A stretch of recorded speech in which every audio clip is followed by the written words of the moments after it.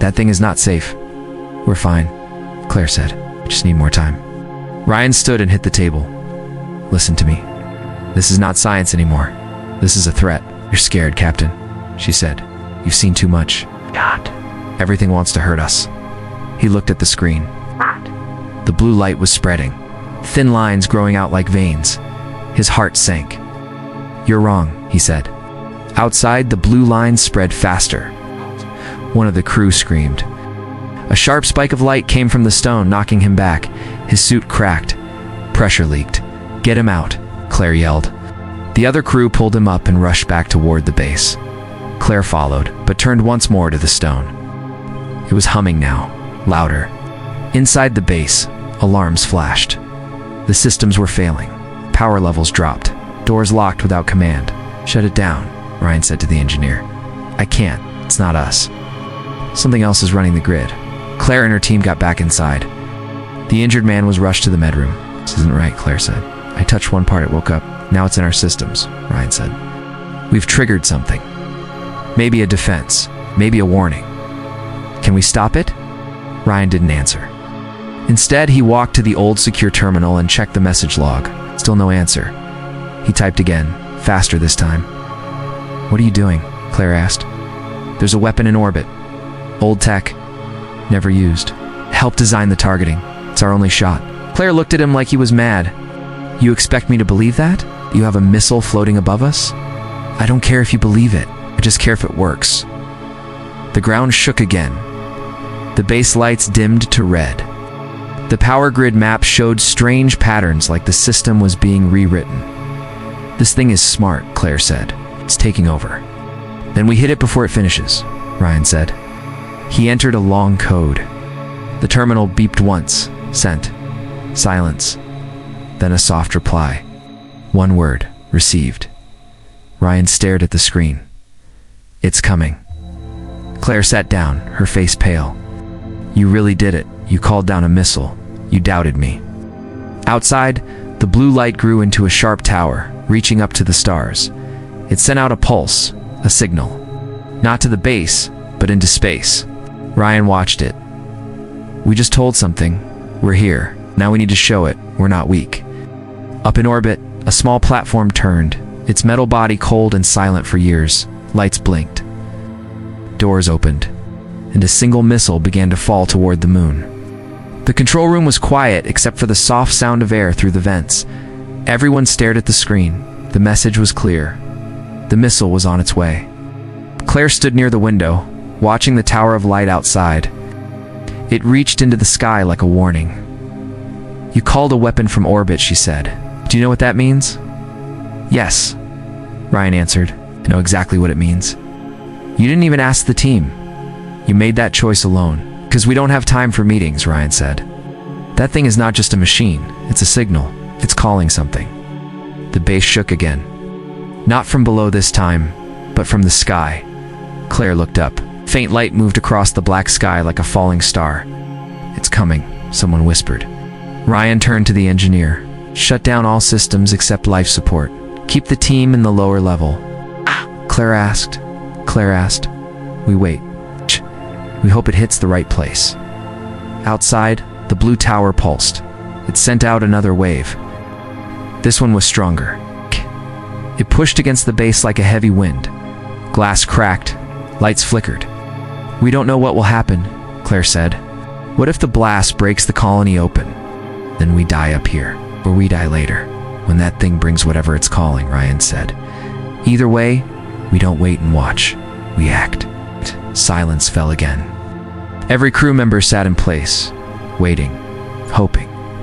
Then the sky flashed white. A line of light cut through the black, silent and fast. It struck the tower of blue light. For 1 second, nothing happened. Then came the sound, low, deep roar. The ground lifted, the walls groaned. A wave of dust and fire rolled across the moon's surface. The tower shattered. Blue light cracked into pieces. The pulse stopped. Inside the base, lights went out. The floor shook, then stillness. Ryan stood slowly, checked the outside cams. A screen came back on, grainy but working. The crater was there, but the tower was gone. In its place was a deep, smoking hole. Nothing moved. It worked, Claire said, eyes wide. It really worked. I told you, Ryan said. I didn't guess. I knew.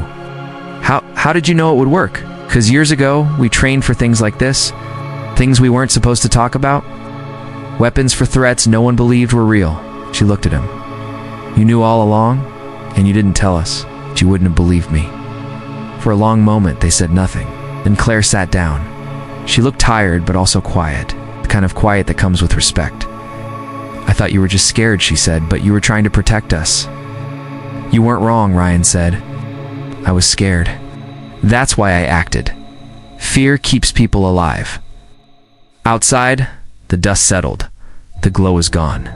The sky was calm again. We need to check the site, Claire said. See what's left. Not yet, Ryan said. Give it time. Let it cool. The engineer checked the systems. Power is coming back. Whatever was inside the stone is gone now. Ryan watched the screen. It's not over. This was just the start. That tower was a signal. Stopped it, but someone might have heard it. Claire nodded. Then we need to be ready. All of us. The crew slowly returned to work. The base lights turned green. The danger was past. For now, Ryan looked at the stars. Let's hope the stars weren't listening tonight. The dust outside the base was still thick, but the sky had cleared. The blue light was gone. What was left of the alien tower had turned to black stone, broken and silent. No signals. No glow. Only smoke rising from a deep hole where it had once stood. Claire stepped into the command room, helmet off, hair tied back. She looked at Ryan. Her voice was calm. I want to check the crater. We need to know what we stopped. Ryan nodded.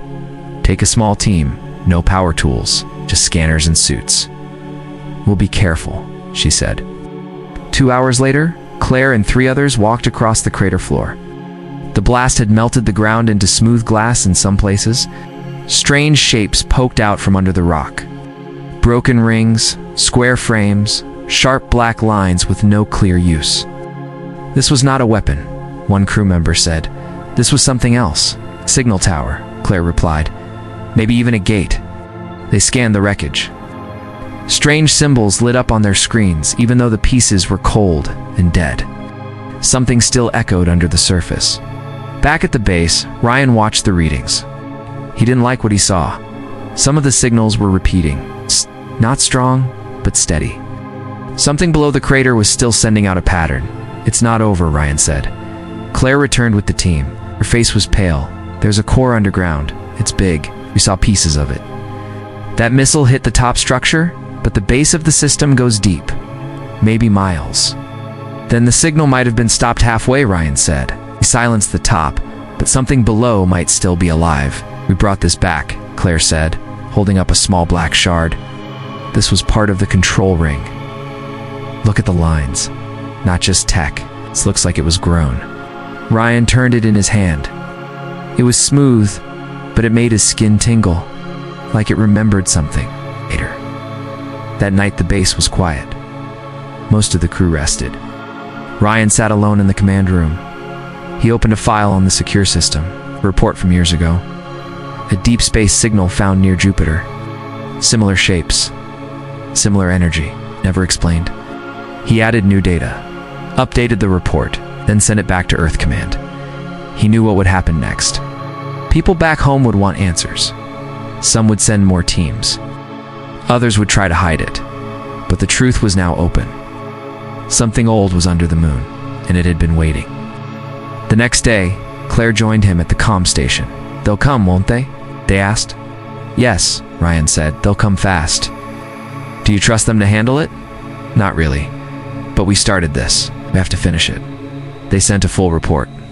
Video files, data scans, readings from the Black Shard. The reply came 2 hours later. Single message from High Command. Stand by. Boys.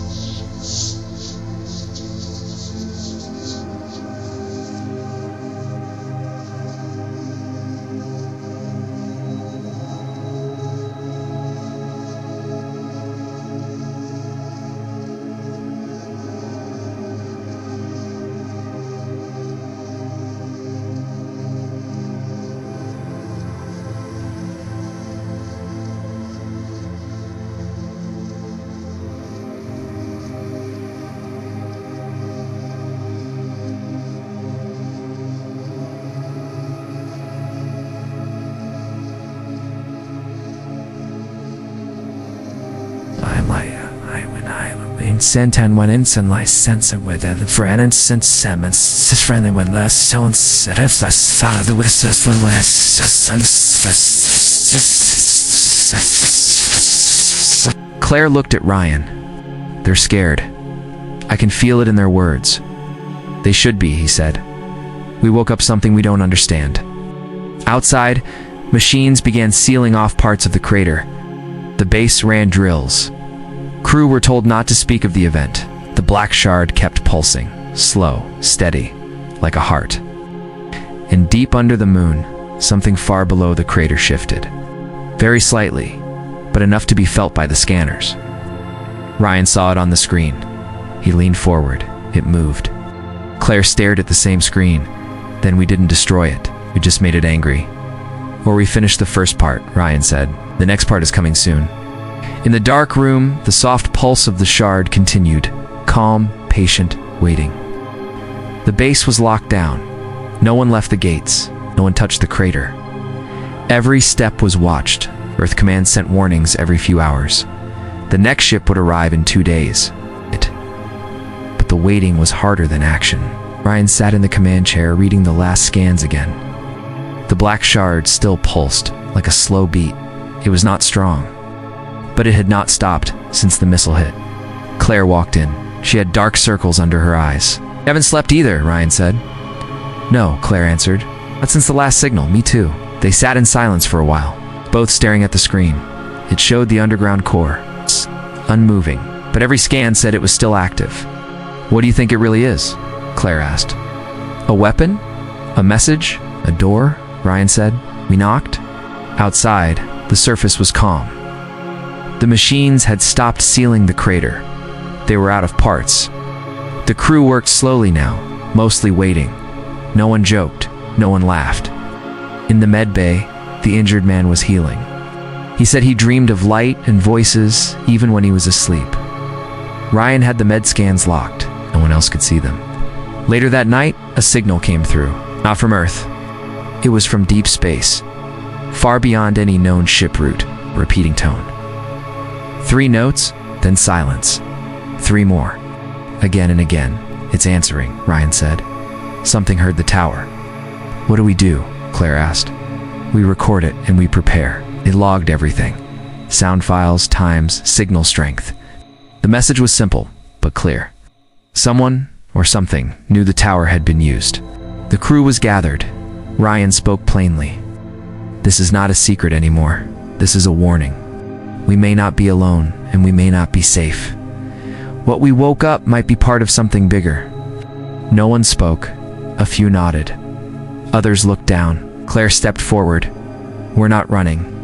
We stay until command tells us to leave. We watch, we learn, and we stand ready." One of the younger crew raised a hand. "If they come, do we fight?" Ryan looked at the black shard. "If they come, we survive. Then we decide." The next morning, the stars changed. A single dot of light moved slowly across the edge of the sky. Too slow for a meteor, too steady for a natural object.